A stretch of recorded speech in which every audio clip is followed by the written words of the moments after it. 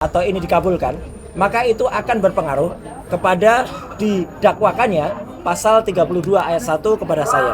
Karena alasannya tadi jelas, Pak Yasena tadi juga sudah mengatakan apa yang nanti akan diuji itu tidak berkesesuaian antara barang fisik, barang analog, dan barang digital. Kawan-kawan lain yang sedang melakukan audiensi, ya, alhamdulillah kalau itu audiensi, karena tadinya mau melakukan aksi di depan Komisi Yudisial. Yang melakukan audiensi, saya terus terang dalam hati kecil, saya juga mengatakan terima kasih kalau rekan-rekan masih mau berjuang untuk saya dan Dr. Tifa.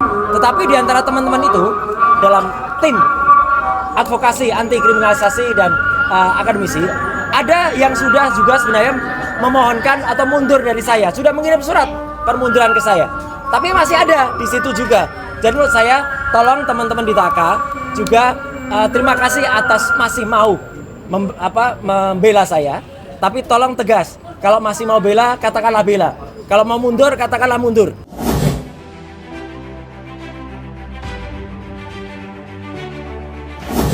Pada saat yang berbahagia.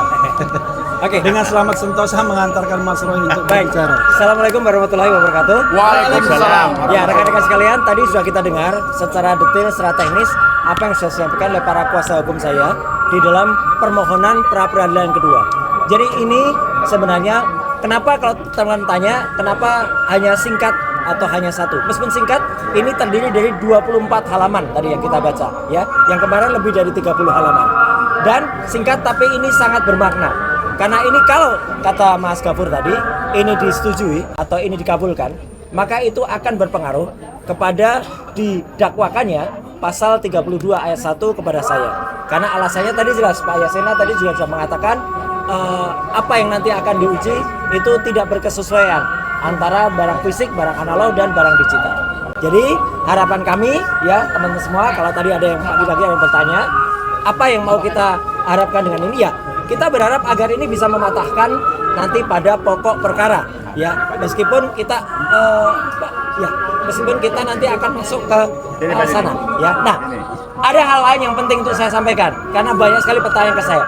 Pada saat yang sama, ya, ketika kami melakukan permohonan pra-peradilan ini, ya, ada kawan-kawan lain yang sedang melakukan audiensi, ya. Alhamdulillah kalau itu audiensi, karena tadinya mau melakukan aksi di depan Komisi Yudisial.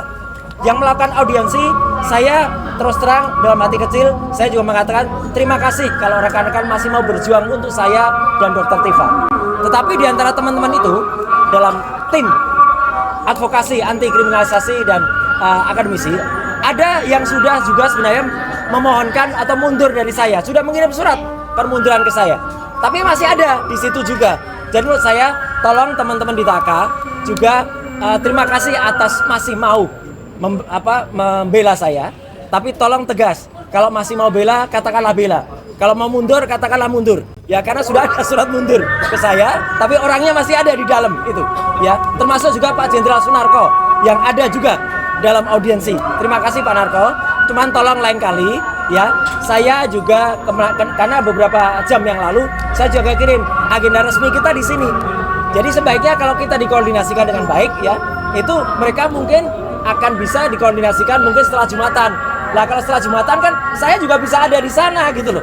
Jadi tidak berbarengan. Tapi oke lah, apapun saya menghargai niat baik itu, tetapi tolong semuanya lebih terukur, lebih terarah agar tidak ada yang nanti akan mempertanyakan, Mas kok bisa ada di sana, ada di sini. Semuanya tujuannya baik. Tapi tujuan baik itu tolong disampaikan dengan hal yang strategis. Tapi sekali lagi, agenda resmi kita di sini adalah soal pengajuan pra-peradilan dan tentu saja harapannya ini akan baik untuk kita semuanya. Jadi kalau baik untuk kita semuanya, tidak ada lagi yang terpisah-pisah. Ini kasusnya sebenarnya kasus lama, tapi nggak apa-apa. Kasus lama itu masih tetap aktual karena kalau kemudian ada yang ke sana, ada yang ke sini, itu bagaikan apa? Bagaikan tuyul-tuyul dulu. Nah, ini dulu ada tuyul yang beda nasib.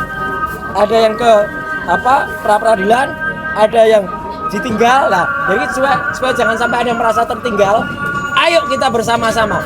Musuh kita ada di luar sana. Musuh kita adalah ijazah palsunya Jokowi, ya, bukan kemudian musuh kita ada di dalam ini. Jadi kalau ada di dalam, nanti ada dia musuh kita yang bergambar ini.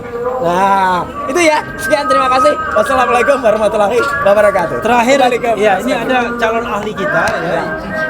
Mas Didit, Dr. Didit Wijayanto Wijaya. Silakan. Oke, terima kasih semua ya. Supaya nggak bingung ini nanti yang akan diterangkan atau diperjuangkan oleh Mas Roy di sini adalah kalau Mas Roy Oh iya. ini benar salahnya. Enggak, bukan itu. Jadi kalau sekarang Mas Roy dituduh mencuri misalnya, jadi harus ada saksi.